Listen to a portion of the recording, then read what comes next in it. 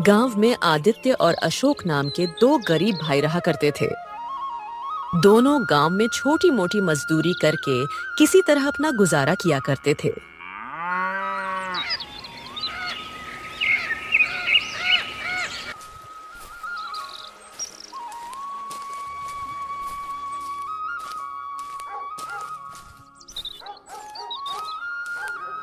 शाम के समय आदित्य अपने घर पर आता है और अपने भाई को मौजूद ना पाकर अपनी पत्नी रज्जो से पूछता है। रज्जो, अरे अशोक कहाँ गया? अभी तक लौटा क्यों नहीं? तुम्हारा भाई तो अब एकदम निकम्मा हो गया ना। कोई काम करता है ना कमा कर लाता है। दिन भर बस यूं ही गांव की गलियों में आवारागर्दी करता रहता है। यह सुनकर आदित्य का चेहरा गुस्से से तमतमा उठा। दरअसल आदित्य अंदर से बेहद लालची किस्म का व्यक्ति था। आने दो, आज उस नालायक को तो बताता हूँ मैं। बड़ा आया। आदित्य गुस्से में घर के बाहर आकर अपने छोटे भाई अशोक का इंतजार करने लगा।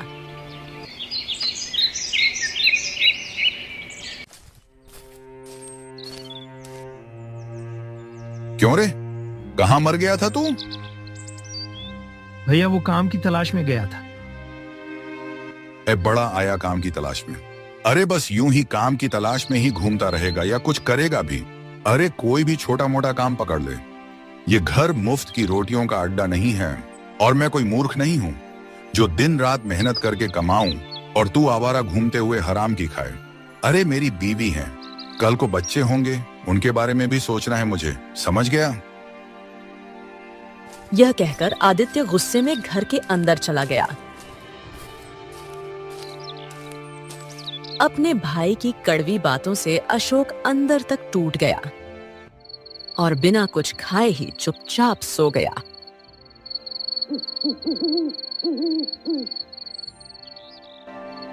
तुम्हें पता है तुम्हारे भाई ने खाना तक नहीं मांगा। चलो अच्छा ही हुआ, एक वक्त का खाना तो बचा।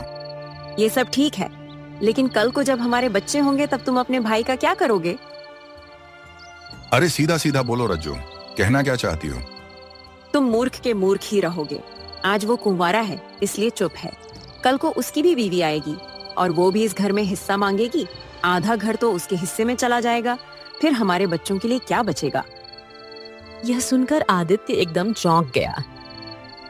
अच्छा, तो फिर क्या करना चाहिए रज्जो? करना क्या है, उसे साफ कह दो, या तो काम करके घर का खर्चा उठाए वरना घर छोड़ दे। जो नहीं कमाता उसका इस घर पर कोई हक नहीं। आदित्य तो वैसे ही मन लंबे समय से अपने भाई को घर से निकालने की योजना बना रहा था। पत्नी का साथ मिलते ही वो पूरी तरह तैयार हो गया। देखो भाई अशोक, मैं क्या कह रहा हूँ कि पिताजी ने यह घर हमारे नाम बराबर बराबर किया था, लेकिन अब तो तुम मेरी ही कमाई की रोटी खा रहे हो। अब भैया आप कहना क्या चाहते हैं? मैं कुछ समझ नहीं पाया। अरे इसमें समझने ना समझने वाली क्या बात है? देखो भाई, सीधी बात है, मैं घुमा फिरा के नहीं कहूंगा। अब या तो घर छोड़ दो या फिर आज तक जितना भी खाना खाया है उसकी एक एक पाई लौटा दो, बस। अशोक की आंखों में आंसू आ गए। उसने कुछ नहीं कहा और चुपचाप अपना सामान समेटकर घर से निकल गया।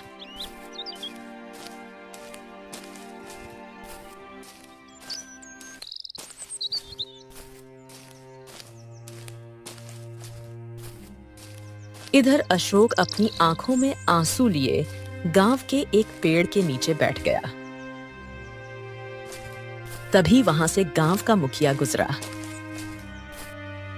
अरे क्या बात है अशोक, क्या हो गया? तुम ऐसे उदास क्यों बैठे हुए हो? क्या कहूँ मुखिया जी, भैया ने मुझसे मेरे खाने पीने का हिसाब मांग लिया। कहते हैं कि आज तक उनके घर में उनकी कमाई से जितना भी खाया है वो एक एक पाई मैं उनको दे दूं। जितनी भी रोटी खाई है उसकी कीमत चुका दूं, नहीं तो घर छोड़ दूं। अब काका आप तो जानते हैं कि मैं बेरोजगार हूं, कहां से चुकाऊंगा, इसीलिए छोड़ दिया घर। चला आया, सब कुछ पीछे छोड़कर सब पीछे छोड़ दिया मैंने। अशोक का चेहरा आंसुओं से भीगा हुआ था। अब वो पूरी तरह अकेला हो गया था। बस बस शांत हो जा बेटा, शांत हो जा। दिल छोटा मत कर अशोक। गांव के बाहर मेरी एक पुरानी झोपड़ी है, बरसों से खाली पड़ी है।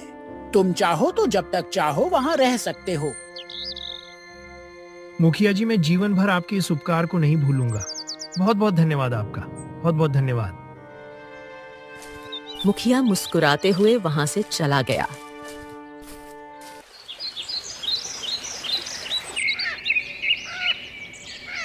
और अशोक अगले ही दिन उस झोपड़ी में रहने चला गया।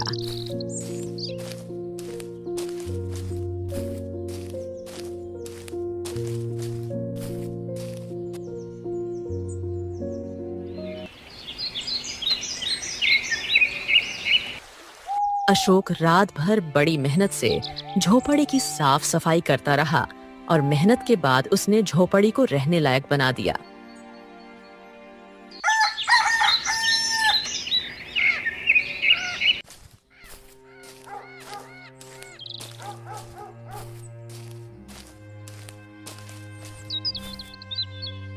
हाँ, अब बताओ अशोक, आगे क्या करोगे?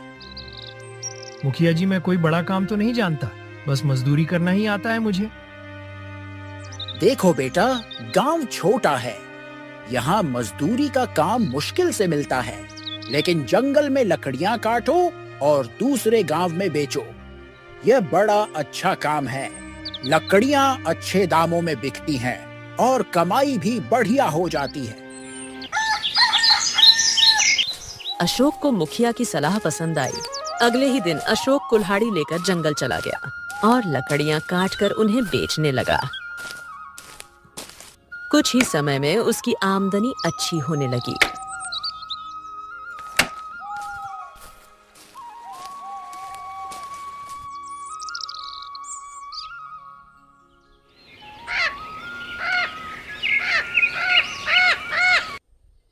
तुम मजदूर के मजदूर ही बने रहे और तुम्हारा छोटा भाई लकड़ियां बेच बेच कर अब धनवान बन रहा है। सुनने में तो मेरे भी आया है भाग्यवान कि लकड़ी बेचने में उसको बहुत ही खरा मुनाफा हो रहा है। हाँ, तो फिर तुम भी जंगल जाकर लकड़ियां काटो और गांव में बेचो, क्या पता हमारी किस्मत भी बदल जाए। आदित्य ने अपनी पत्नी की बातों पर गंभीरता से विचार किया और अगले दिन कुल्हाड़ी लेकर जंगल की ओर चल पड़ा।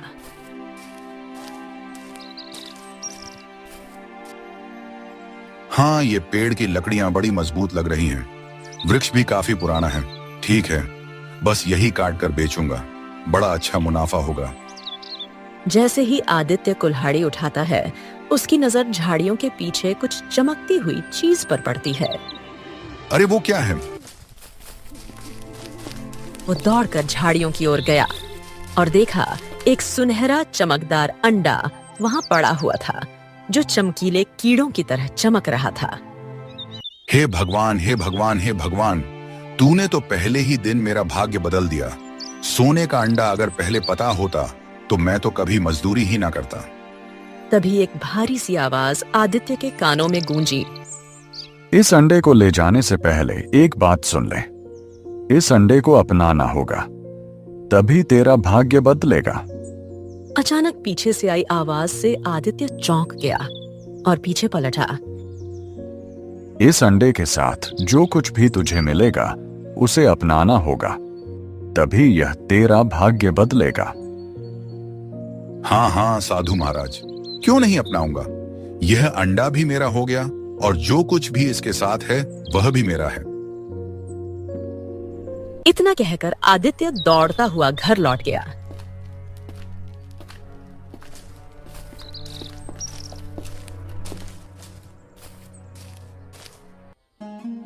अरे ये अंडा तो काफी बड़ा लग रहा है और ये पूरा सोने का है, कहाँ से मिला?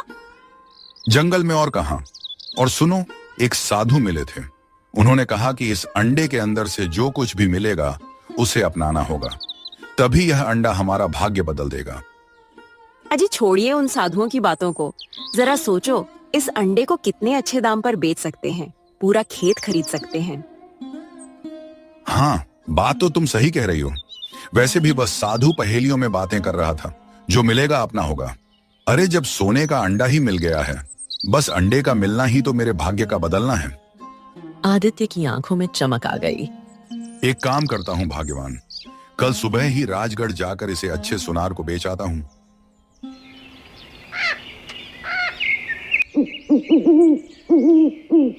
रात को आदित्य अपनी पत्नी रज्जो के साथ सो गया।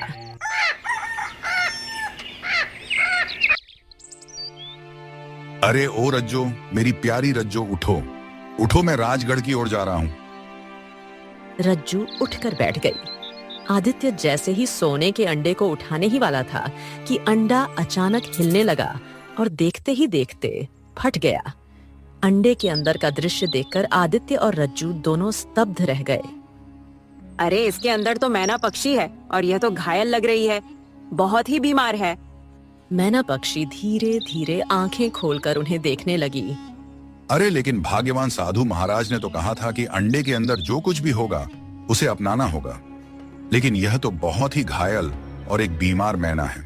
अगर इसे घर में रखेंगे तो फालतू में गंदगी करेगी और हो सकता है बीमारी भी फैला दे। बताओ तुम क्या कहती हो? तुम सही कह रहे हो। तो फिर इसका क्या करें? इसे फेंक देते हैं। अरे नहीं नहीं नहीं, इसे फेंकते नहीं हैं। एक काम करते हैं ना, इसे अशोक को दे देते हैं। अशोक जैसा मूर्ख ही इसे पाल सकता है। हमें तो बस सोने के अंडे से मतलब है। ऐसे में चिड़िया भी सुरक्षित, अंडा भी हमारे पास और बेचकर मुनाफा ही मुनाफा। हाँ, पहली बार तुमने कुछ सही कहा है।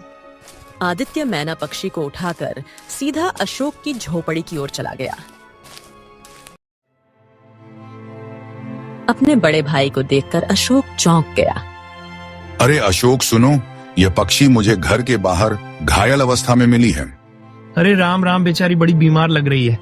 अब देखो, मुझे तो पक्षियों से नफरत है, इसीलिए इसे तुम्हारे पास छोड़ने आया हूँ। तुम्हें तो पसंद है ना ये सब। इतना कहकर आदित्य वहां से चला गया और सोने का अंडा लेकर राजगढ़ की ओर रवाना हो गया। इधर अशोक ने मैना की ओर देखा। उसकी आंखें कमजोरी से खुल भी नहीं रही थीं। ओहो, बेचारी तो बहुत ही कमजोर और घायल लग रही है। मुझे इसे वैद्य को दिखाना चाहिए।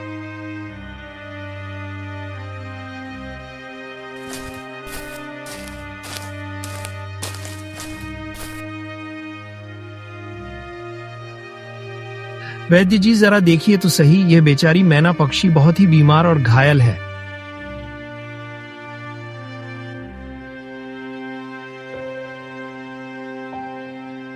ये लो जड़ी बूटियां, सुबह दोपहर और शाम तीनों समय इसके जख्मों पर लगा देना।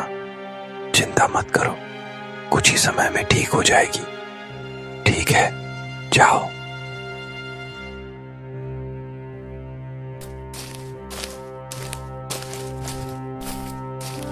अशोक मैना को लेकर झोपड़ी लौट आया और दिन रात उसकी सेवा में लग गया।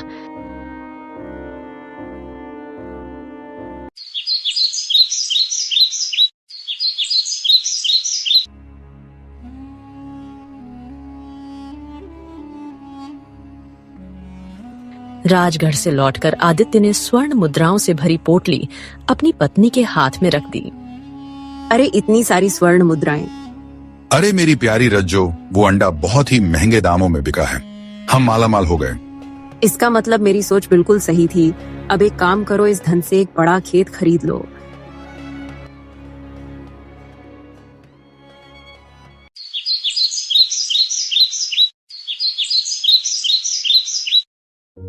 अगले ही दिन आदित्य ने एक विशाल खेत खरीद लिया और खेती करने लगा। कुछ ही समय में आदित्य की आमदनी बढ़ने लगी। उसका घर अब सुंदर और संपन्न हो गया। इसे कहते हैं किस्मत। तुम्हारा मूर्ख भाई तो अब भी झोपड़ी में है और उस मैना पक्षी की सेवा में ही लगा है। अच्छा हुआ हमने साधु महाराज की बातों पर ज्यादा ध्यान नहीं दिया। वह तो कह रहे थे अंडे के अंदर जो कुछ है उसे अपनाना होगा, तभी तुम्हारा भाग्य बदलेगा। अरे साधु महाराज कहाँ से जाने हम कितने चालाक हैं। हाँ, अगर हम उसे अपनाते तो ना तो हमारे पास धन आता और ना ही मान सम्मान। हम भी अशोक की तरह ही गरीब रह जाते मैना को पालते हुए। क्यों सही कहा ना मैंने। यह कहकर आदित्य हंसने लगा और रज्जू भी उसके साथ हंसी में शामिल हो गई। इधर अशोक मैना पक्षी की सेवा में अपनी जान तक झोंक चुका था। मैना के जख्म अब लगभग ठीक हो चुके थे, लेकिन वो अब भी बीमार सी लगती थी और उसकी कमजोरी नहीं जा रही थी।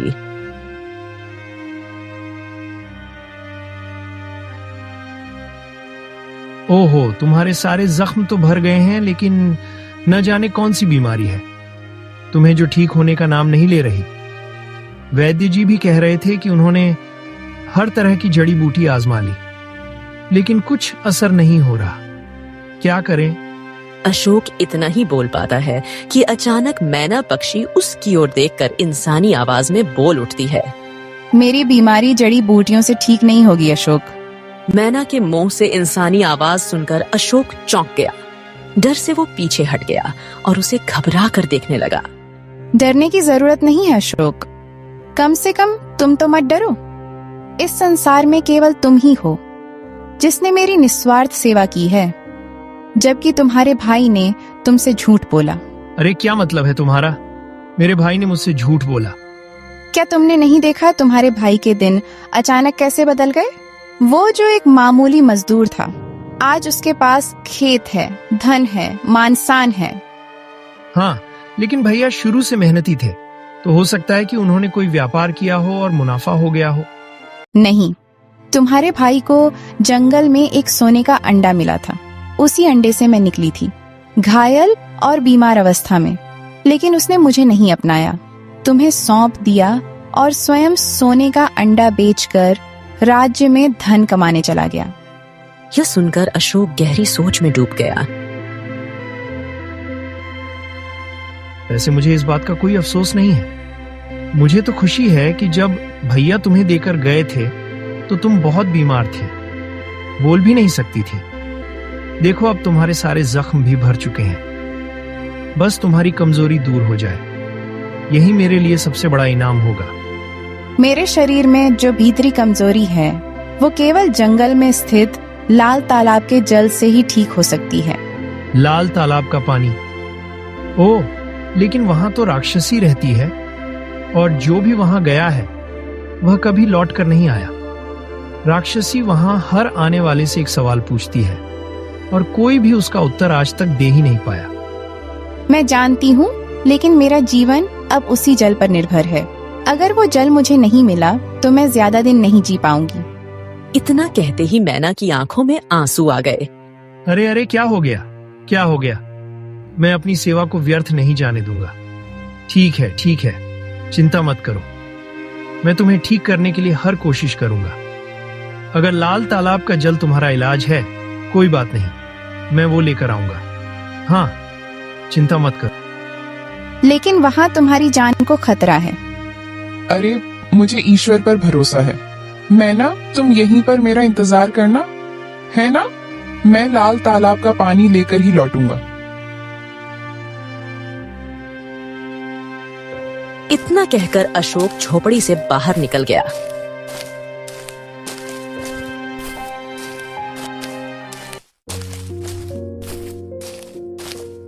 अशोक गांव की सीमा पर पहुंचा ही था कि सामने से गांव का मुखिया मिलता है। अरे अशोक, कहाँ भाई? इस समय कहाँ जा रहे हो? मुखिया जी, वो मैं लाल तालाब जा रहा हूँ। मैना ने बताया कि उसका इलाज लाल तालाब के जल में है। अशोक की बात सुनकर मुखिया चौंक गया और डर से पीछे हट गया। अरे, ये क्या बकवास कर रहे हो अशोक? ना जाने वो मैना है भी, कौन समझ नहीं आ रहा। कोई जादुई चिड़िया भी तो हो सकती है, और तुम उस पर इतना भरोसा कैसे कर सकते हो? मेरा मन कहता है मुखिया जी कि वो सच कह रही है। ए पागल मत बनो। तुम्हारा बड़ा भाई आदित्य समझदार था। उसने जानबूझकर उस मुसीबत को तुम पर टाल दिया और खुद धन बटोरता गया, और तुम यह मैना वैना को पालने में लगे हुए हो। अरे भाई, काम धाम करके आगे बढ़ो। अशोक ने मुखिया की बात का कोई जवाब नहीं दिया और चुपचाप आगे बढ़ गया।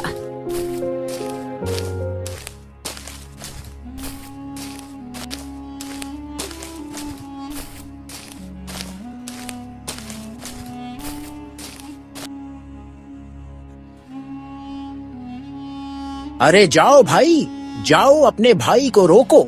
वो लाल तालाब जा रहा है, उसकी जान को खतरा है, खतरा। मुखिया की बात सुनकर आदित्य और उसकी पत्नी रज्जो जोर जोर से हंसने लगे। मुखिया जी, अब तो आपको सारी घटना समझ में आ ही गई होगी कि मैं कैसे धनवान बना। अब आपसे क्या ही छुपाना। अंडे के अंदर वही मैना थी जो मैंने उस अशोक को दे दी। अब वो उसका पालन पोषण कर रहा है। मुझे क्या करना है? उसे तो उसी समय उस मैना को बाहर फेंक देना चाहिए था, लेकिन वो तो सेवा करने बैठ गया। अब तो हद हो गई है रज्जो। लाल तालाब का पानी लेने चला गया। इससे बड़ा मूर्ख तो मैंने अपने जीवन में ना देखा।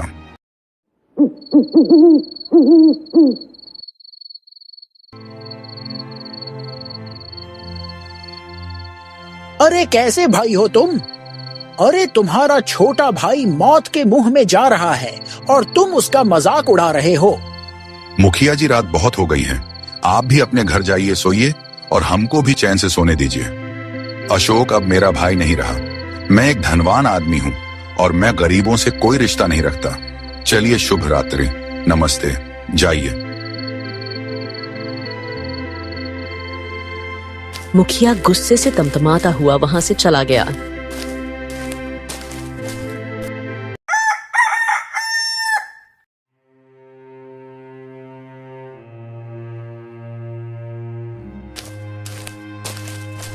अशोक लाल तालाब की ओर बढ़ ही रहा था कि अचानक रास्ते में वही साधु मिल गया जो पहले आदित्य से मिला था। रुको पुत्र, कहाँ जा रहे हो? अशोक ने साधु को देखकर सारा हाल सुना दिया। तो अब समझ में आया। अच्छा, क्या तुम्हें पता है लाल तालाब में राक्षसी वास करती है? हाँ साधु महाराज, मैं सब जानता हूँ, लेकिन मैं बस किसी भी तरह से मैना की जान बचाना चाहता हूँ। क्यों? एक साधारण पक्षी के लिए अपनी जान खतरे में क्यों डाल रहे हो? इंसानियत के नाते साधु महाराज।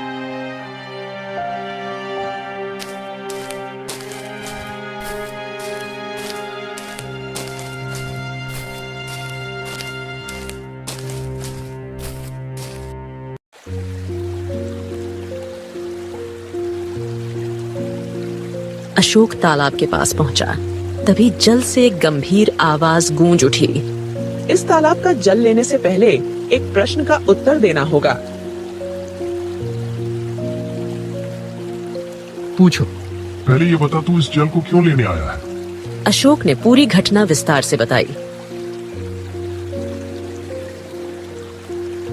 कुछ देर सन्नाटा रहा, फिर वही आवाज गूंजी। लोग अपने लाभ के लिए जल लेते हैं। तू पहला इंसान है जो एक पक्षी की जान बचाने अपनी जान दांव पर लगा कर आया है। तुझसे कोई प्रश्न नहीं, जितना जल ले जाना है ले जा। अशोक ने तुरंत कलश में पानी भरा और वापस अपनी झोपड़ी की ओर रवाना हो गया।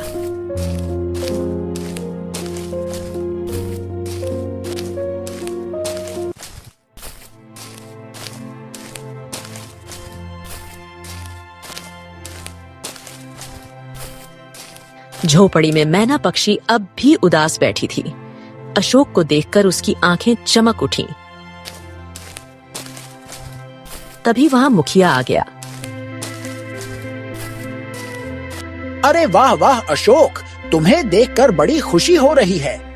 लगता है कि तुम पानी लाने में सफल रहे, है ना? हाँ मुखिया जी, मैं पानी ले आया।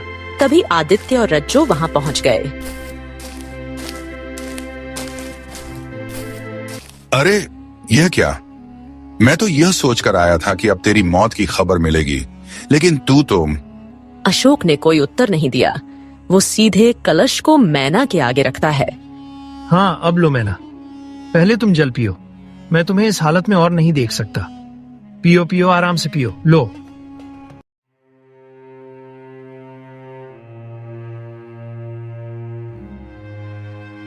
मैना ने जैसे ही जल पिया, वो रंग बिरंगे प्रकाश में लिपट गई और देखते ही देखते एक सुंदर राजकुमारी में परिवर्तित हो गई।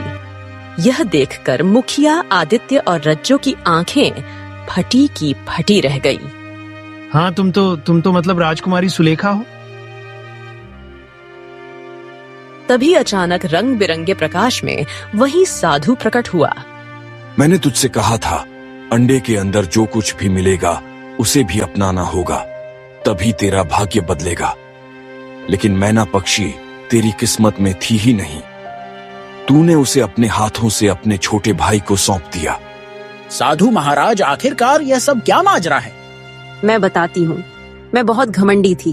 एक दिन जंगल में शिकार करते वक्त मैंने एक कबूतरी को मार दिया। यही साधु महाराज यह सब देख रहे थे। क्रोधित होकर इन्होंने मुझे श्राप दे दिया कि मैं एक घायल मैना में बदल जाऊंगी।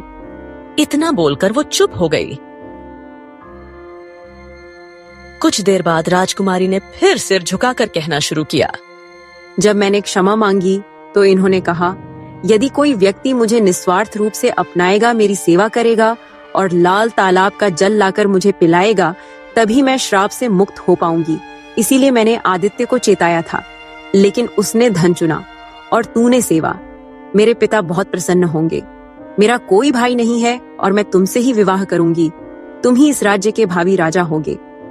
अशोक मुस्कुराने लगा और आदित्य और रज्जो सिर झुकाकर वहीं खड़े रह गए। राजकुमारी सुलेखा अशोक को महल में ले गई और विवाह कर लिया।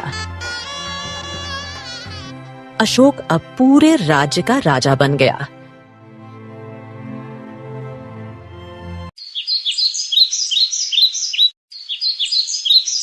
वर्षों बीत गए। आदित्य एक साधारण सा मालिक ही था, लेकिन हर शाम बैठकर एक ही प्रश्न खुद से करता था। अरे क्या करूं अब मैं? क्या मैंने सच में अपनी किस्मत को अपने ही हाथों से उस भिखारी अशोक को दे दिया था? राम राम। जीवन में कभी कभी हमारे सामने दो रास्ते आते हैं, एक जो आसान होता है और दूसरा जो सही होता है। आदित्य ने सोने को चुना और अशोक ने सेवा को। धन से आदमी अमीर हो सकता है, पर इंसानियत से वही राजा बनता है।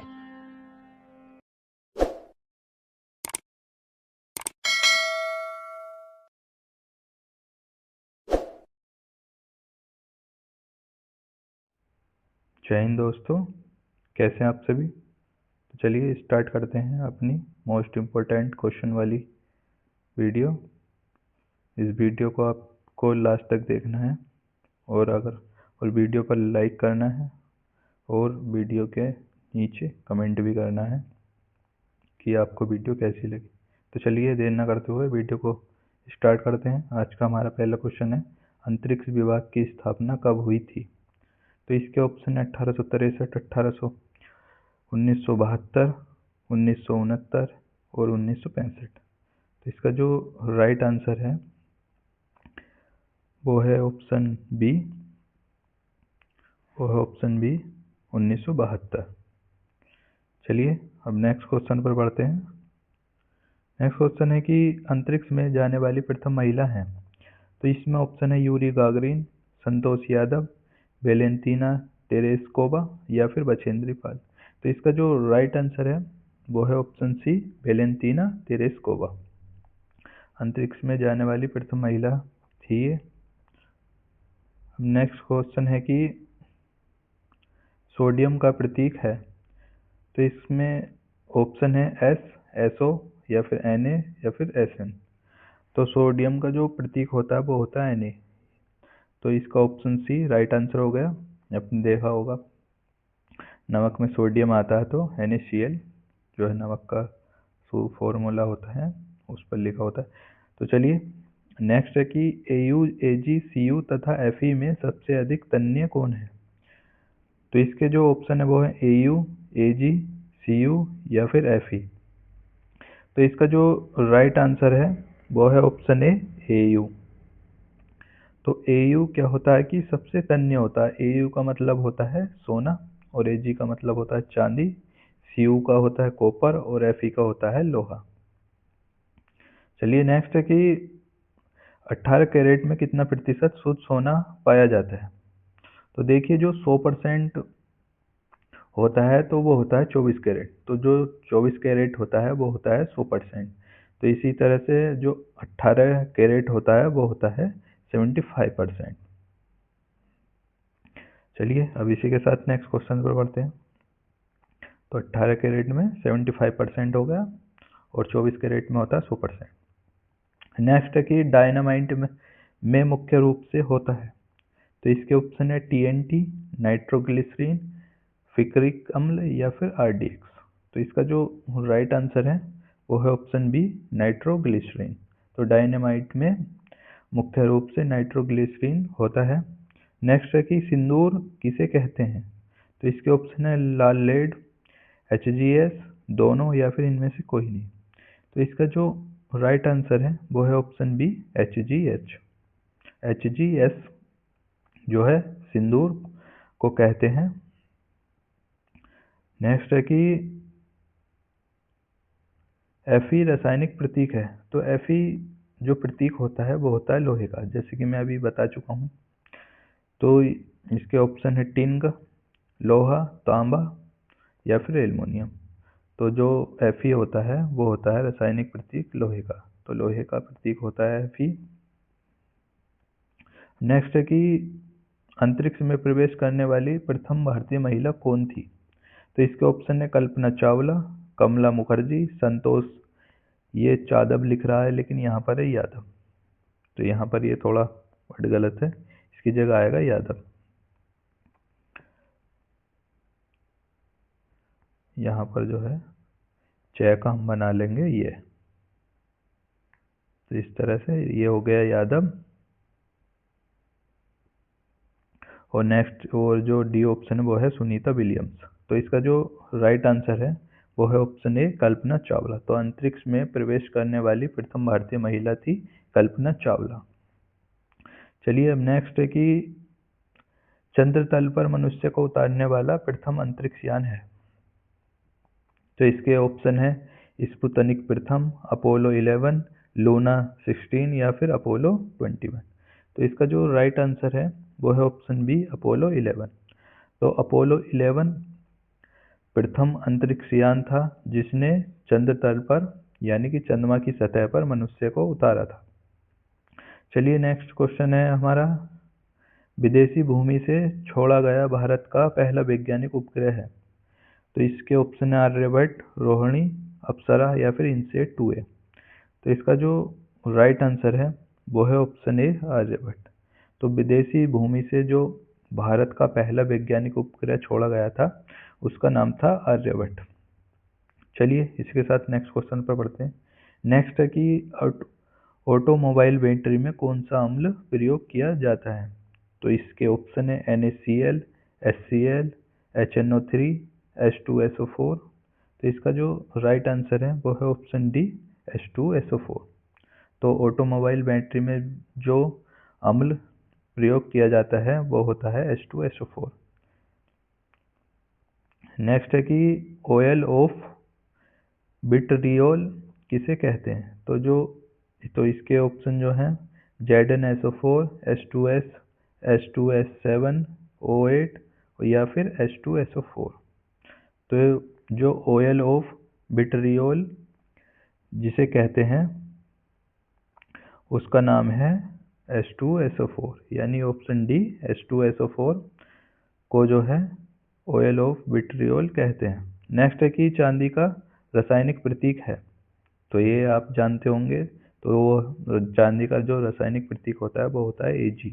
Ag माने होता है चांदी और Au माने होता है सोना।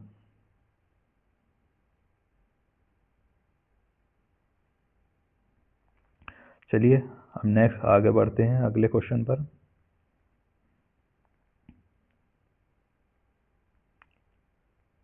नेक्स्ट क्वेश्चन पर बढ़ते हैं। देखिए नेक्स्ट क्वेश्चन है, सल्फर के अणु का सही सूत्र क्या है। इसके ऑप्शन है S4, S8, S10 या फिर S2। तो इसका जो राइट आंसर है वो है ऑप्शन बी, S8। अब नेक्स्ट क्वेश्चन है कि हमारा नेक्स्ट क्वेश्चन है कि C2H का सूत्र है, तो इसके ऑप्शन है इथाइल एल्कोहल, क्लोरोफिल, सिरका या फिर शक्कर। तो इसका जो राइट आंसर है वो है ऑप्शन ए इथाइल एल्कोहल। अब नेक्स्ट क्वेश्चन है कि डाइक्लोरो या फिर डाइफ्लोरो मीथेन बाजार में किस नाम से पाया जाता है। तो जो डाइफ्लोरो मीथेन बाजार में पाया जाता है उसके लिए ऑप्शन है फ्रियोन 12, क्लोरोफॉर्म, गमेक्सिन या फिर एस्पिरिन। तो इसका जो राइट आंसर है वो है ऑप्शन ए फ्रियोन 12। तो जो डाइक्लोरो और डाइफ्लोरोमीथेन बाजार में पाया जाता है वो पाया जाता है फ्रियोन 12 के नाम से। अब नेक्स्ट है कि क्विक सिल्वर का रासायनिक नाम है। तो जो क्विक होता है, क्विक सिल्वर, तो इसमें ऑप्शन है पारद यानी पारा, चांदी, स्वर्ण या फिर तांबा। तो इसका जो राइट आंसर है वो है ऑप्शन ए पारद यानी कि पारा। तो जो क्विक सिल्वर का रासायनिक नाम होता है पारा। नेक्स्ट है कि निम्नलिखित में सबसे भारी धातु है। तो इसमें ऑप्शन है एल्युमिनियम, तांबा, चांदी या फिर यूरेनियम। तो इसका जो राइट आंसर है वो है ऑप्शन डी यूरेनियम। यूरेनियम सबसे भारी धातु होती है। नेक्स्ट है कि पीतल, तांबा, जर्मन सिल्वर में कौन सब में पाया जाता है। तो इसमें ऑप्शन है दिए हुए हैं तांबा, सिलिकॉन या फिर कार्बन या फिर सोना। तो इसका जो राइट आंसर है वो है ऑप्शन ए तांबा। तो तांबा क्या होता है कि पीतल में भी पाया जाता है, तांबा में भी पाया जाता है, क्योंकि तांबा तो तांबा ही होता है, और पीतल में भी पाया जाता है, और ये जर्मन सिल्वर में भी पाया जाता है। तो तांबा है जो कि इन तीनों में पाया जाता है। नेक्स्ट है कि जस्ता चढ़ाने की प्रक्रिया में लोहा चादर किससे लेपित किया जाता है। तो इसमें ऑप्शन है एल्युमिनियम, जस्ता, टिन या फिर क्रोमियम। तो इसका जो राइट आंसर है वो है ऑप्शन बी जस्ता। तो जस्ता चढ़ाने की प्रक्रिया में लोहा चादर को जो लेपित किया जाता है वो किया जाता है जस्ता से। नेक्स्ट है कि विक्रम साराभाई अंतरिक्ष केंद्र कहाँ पर स्थित है। तो इसमें ऑप्शन है त्रिवेंद्रम, बंगलोर, अहमदाबाद या फिर गुवाहाटी। तो इसका जो राइट आंसर है वो है ऑप्शन ए त्रिवेंद्रम। अब नेक्स्ट है कि मंगल ग्रह पर उतरने वाला पहला अंतरिक्ष यान है। तो इसके ऑप्शन है कोलंबिया, स्पुतनिक प्रथम, चंद्रयान या फिर पाथ फाइंडर। तो इसका जो राइट आंसर है वो है ऑप्शन डी पाथ फाइंडर। चलिए अब नेक्स्ट क्वेश्चन पर बढ़ते हैं। नेक्स्ट क्वेश्चन है कि शुद्ध कार्बन का सबसे कठोर रूप कौन सा है। तो इसमें ऑप्शन है हीरा, पन्ना, गार्नेट या फिर पुखराज। तो इसका जो राइट आंसर है वो है ऑप्शन ए हीरा। तो हीरा क्या होता है कि ये शुद्ध कार्बन का सबसे कठोर जो है रूप होता है, यानी कि सबसे कठोर जो धातु होती है वो होती है हीरा। अब नेक्स्ट है कि निम्न में सबसे कठोरतम पदार्थ है। तो इसका आंसर भी क्या है, जो है हीरा। अब नेक्स्ट क्वेश्चन है कि सोडियम का परमाणु क्रमांक कितना होता है। तो इसके ऑप्शन है 10, 11, 21 या फिर 6। तो इसका जो राइट आंसर है वो है ऑप्शन बी 11। तो सोडियम का जो परमाणु क्रमांक होता है वो होता है 11। नेक्स्ट है कि अमलगम में रहता है। तो इसमें ऑप्शन है Mg, Na, Hg या फिर Cu यानी copper. Mg magnesium, Na sodium और Hg हो गया इसमें, और Cu है कॉपर। तो इसका जो राइट आंसर है अमलगम का वो होता है ऑप्शन सी Hg। चलिए नेक्स्ट अगला क्वेश्चन देख लेते हैं।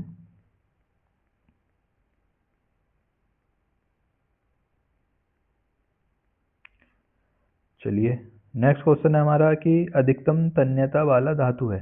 तो इसमें ऑप्शन है एल्युमिनियम, मृदु इस्पात, सोना या फिर जस्ता। तो इसका जो राइट आंसर है वो है ऑप्शन सी, सोना।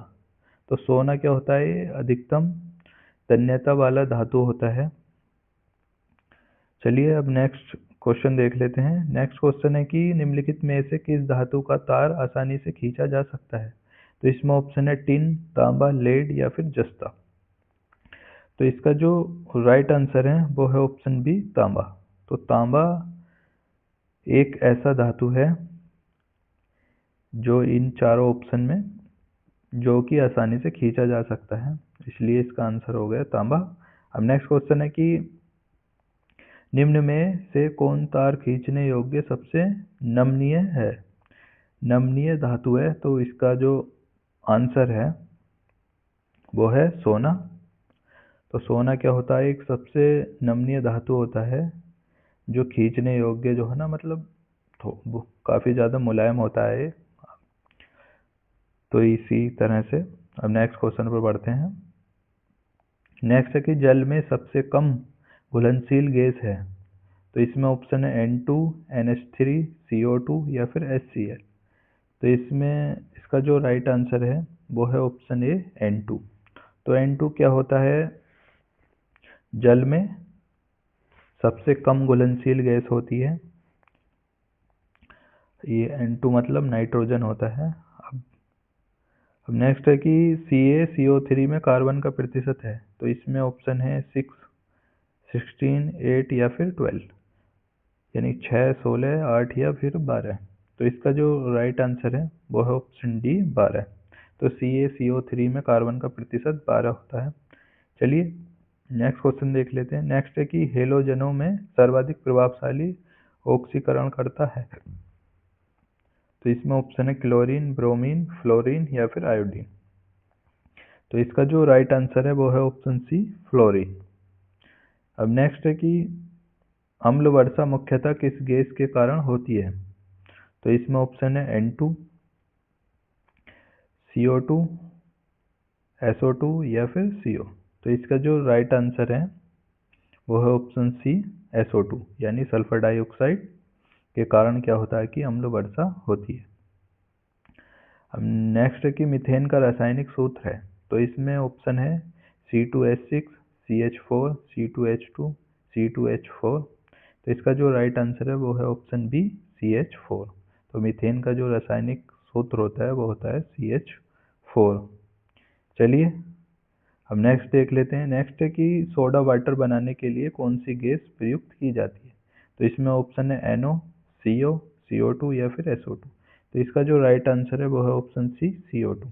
तो CO जो सोडा वाटर होते हैं, जो पेप्सी वगैरह होती हैं, कोल्ड ड्रिंक्स, इन सभी में जो है CO2 प्रयोग की जाती है। और उसी के कारण क्या होता है कि पेप्सी जो ठंडी होने के बाद जो है वो उबलती है, मतलब कि वैसी झाग से देती है उसे पीने के बाद, या वैसे अगर हिला दो तो वो जब वो खोलते हैं उसका ढक्कन तो जो गैस निकलती है वो CO2 ही होती है। उसमें जो कोल्ड ड्रिंक्स की बोतल होती हैं, उन्हें इसका जब ढक्कन खोलते हैं तो उनमें से जो गैस निकलती है वो CO2 गैस ही होती है। क्योंकि जो सोडा वाटर है उन्हें बनाने के लिए जो गैस का प्रयोग की जाती है वो कार्बन डाइऑक्साइड ही होती है, CO2। नेक्स्ट है कि तत्वों का सबसे पहले वर्गीकरण किया था। तो इसमें ऑप्शन है मेंडल ने, न्यूलैंड ने, डोबरेनर ने या फिर डार्विन ने। तो इसका जो राइट आंसर है वो है ऑप्शन सी, डोबरेनर ने। डोबरेनर ने क्या किया था कि तत्वों का सबसे पहले वर्गीकरण किया था। चलिए अब इसी के साथ नेक्स्ट क्वेश्चन को देख लेते हैं। यह है रासायनिक यौगिक का सबसे छोटा संभावी यूनिट है। तो रासायनिक यौगिक का सबसे छोटा संभावी यूनिट जो होता है उसके लिए ऑप्शन है परमाणु, अणु, इलेक्ट्रॉन या फिर प्रोटॉन। तो इसका जो राइट आंसर है वो है ऑप्शन बी, अणु। तो रासायनिक यौगिक का सबसे छोटा संभावी यूनिट होता है अणु। अब नेक्स्ट है कि एक परमाणु द्रव्यमान को व्यक्त किया जाता है। तो इसमें ऑप्शन है किलोग्राम में, ग्राम में, AMU में या फिर कैरेट में। तो इसका जो राइट आंसर है वो है ऑप्शन सी, AMU में। जो है एक परमाणु क्रमांक को व्यक्त किया जाता है। अब नेक्स्ट है कि वह सबसे छोटा कण जिसमें उस तत्व के सभी गुण विद्यमान हो वह है। तो इसमें ऑप्शन है परमाणु, अणु, यौगिक या फिर इनमें से कोई नहीं। तो इसका जो राइट आंसर है वो है ऑप्शन ए, परमाणु। तो आज के क्वेश्चन हमारे यहीं पर पूरे हुए। अब अगर आपको वीडियो पसंद आई तो वीडियो को लाइक करें और चैनल को सब्सक्राइब करें और वीडियो में कमेंट करना बिल्कुल न भूलें, जैसा भी आपका फीडबैक है। तो चलिए फिर मिलते हैं किसी नेक्स्ट वीडियो में, तब तक के लिए जय हिंद, जय भारत।